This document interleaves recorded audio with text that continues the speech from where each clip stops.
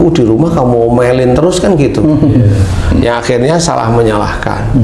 Tapi bisa juga si suami itu cuma nggak care sama istrinya sama sekali. Walaupun istrinya nggak memarahi atau nggak menyakiti. Iya, enggak care sama sekali. Jadi si suami bisa aja karena biasanya lengah, kalau punya harta itu lengah, sehingga dia nggak care bahwa di rumah itu menunggu istrinya yang baik, menunggu anak-anaknya yang baik. Dia nggak care, nggak pikiran, sehingga dia bermain apilah di luar. Seperti itu. Nah, di titik-titik inilah sebenarnya kasus-kasus atau ujian-ujian yang diberikan oleh Allah Ta'ala ya biasanya dari titik-titik itu. Nggak akan lebih intinya. Jadi, nah, untuk menyelesaikan itu harus diselesaikan bagaimana kembali lagi, karena ujian itu pasti ada sebabnya. Nggak mungkin ujian itu tidak ada sebabnya, itu tidak mungkin. Walaupun dia tidak salah, dilihat dari imannya kan gitu. Kalau imannya bagus ya sama seperti para nabi atau Rasulullah itu kan ujiannya terus. Walaupun perilakunya baik kan diuji terus-terusan. Nah itu kan dilihat dari imannya. Nah kalau manusia biasa ya janganlah bercerita bahwa itu dari imannya, karena kalau seorang manusia biasa bercerita saya diuji dari iman saya, itu sombong sekali, itu sudah namanya. Tapi rata-rata kalau manusia biasa ya diuji ya dari perilakunya, perbuatan dia setiap hari yang itu dicatat oleh para malaikat, khususnya malaikat atid yang nanti dilaporkan, dan itu menjadi ujian. Membanggakan istrinya, cantiklah ini, istrinya yang selingkuh, umpama, ini hanya umpama. Oh iya, Pak Tung bilang tadi istrinya bisa aja ya. Ya bisa aja. Kalau istrinya dibangga-banggain, selingkuh istrinya. Bisa aja. Ya. Atau dia bangga-banggain istrinya itu di depan istrinya karena biar dia tidak tercium bahwa dia punya wanita idaman lainnya, bisa seperti itu. Muji-muji ya. Menutupi salahnya. Iya betul Pak Tung, betul ini. Jadi menutupi salahnya itu. Saya ada cerita juga nih Pak. Oh gimana cerita? Ini ada cerita ya Pak Ustadz, begini. Ini agak pelik karena teman saya ini juga dia minta pertimbangan saya. Jadi teman saya punya anak wanita ini Pak Ustadz. Kemudian punya anak satu, masih kecil anaknya. Ketahuan suaminya itu main-main dengan perempuan lain gitu. Perempuan lain di luar rumah tangganya. Iyalah, masa di dalam rumah tangga di dalam pembantu. Ini suaminya anaknya teman saya ini ada affair dengan wanita lain gitu di luar gitu Pak Ustadz. Akhirnya ketahuan lah gitu kan.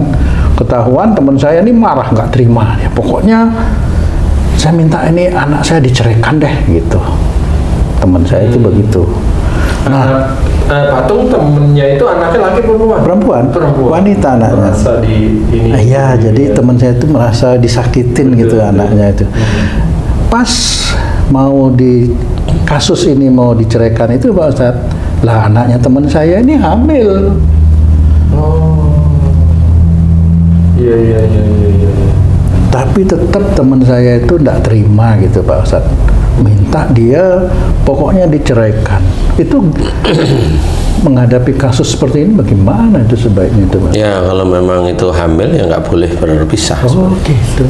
Sampai idah ya? Sampai masa idah. Ya. Oh sampai dia melahirkan dan masa idahnya berakhir. Ya seperti itu. Sebenarnya secara Islam seperti itu. Tidak boleh dicerai. Nah kalaupun memang pengennya pisah, monggo-monggo aja, namanya manusia kan semaunya sendiri. Kalau momennya Islam nggak boleh selingkuh, dia selingkuh, monggo-monggo aja. Yang rasain dia kan gitu, ngerasain apa? Enaknya kan gitu, bener ini. Saya tanya teman saya itu ya, loh, kok bisa jadinya apa itu mertua ya? Iya. Saya bilang kok bisa tuh mantumu itu selingkuh? Katanya lewat ini apa namanya? Facebook. Berteman lewat Facebook. Jadi dia awalnya sih iseng katanya gitu. Tapi nggak ada penyesalan untuk kembali ke jalan yang benar gitu. Ya itu belum sampai jalan yang benar itu. Jadi harusnya itu tegas. Kalau itu kayaknya susah. Tegas aja. Harusnya gitu kamu jawab. Kamu coba jawab lagi. Kenapa enggak kembali ke jalan benar? Coba. kayaknya susah itu. Oh, susahnya karena keenaan gitu. Nggak tahu ya. Kan intinya kan ada permasalahan seperti itu. Kemudian teman saya ini pokoknya nggak bisa minta cerai gitu. Ya sih, sebenarnya kalau cerai nggak boleh ya kalau hamilnya. Itu jelas jangan. Ya. Kemudian kalau memang itu dikerjain, monggo. Saya nggak bisa cerita di situ. Kemudian, nah itu tadi kalau memang menantunya temenmu itu main-main dengan Facebook, mamanya dengan ini, dengan itu, main-main. Iya. Sosmed lah ya, sosmed itu. Itu kan dia iseng-iseng aja, iseng-iseng yang dia sendiri ya begitulah tergoda dengan kondisinya. Sehingga dia tidak memunculkan tanggung jawabnya sebagai seorang suami, dia tidak memunculkan tanggung jawabnya sebagai menantu yang baik kan. Nah, iseng itulah sebenarnya bisa mengawali. Kenapa? Macam-macam itu alasan iseng itu. Alasan iseng itu macam-macam. Karena apa? Karena imannya si anaknya temenmu itu ya kurang, kemudian egonya anaknya temenmu ya tinggi, kemudian emosional anaknya temenmu ya tinggi, itu bisa menjadikan ketemunya ya laki-laki yang seperti itu. Iya, saya sering juga tuh karena penyebabnya karena istri gitu loh, yang menjadi penyebab suami ini seperti demikian tuh yang mendorong untuk salah satunya seperti. Nah, kamu kenal nggak dengan anaknya temenmu itu? Kalau umpamanya egonya tinggi, umpamanya emosionalnya tinggi, diatur agak susah umpamanya. Kalau sepintas saya lihat sih agak baik-baik aja sih Pak Ustadz.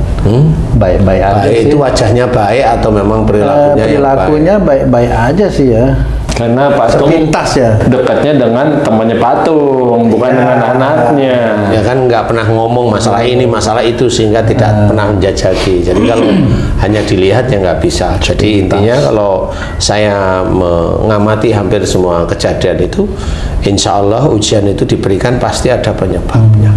Nggak mungkin tidak ada. Jadi kalau ada orang, ini anakku ini baik-baik aja, nurut, ini kok dicerai sama suaminya, nggak mungkin. Satu yang dibilang teman saya itu Pak Ustadz, itu salahnya dia, itu kan pilihan dia.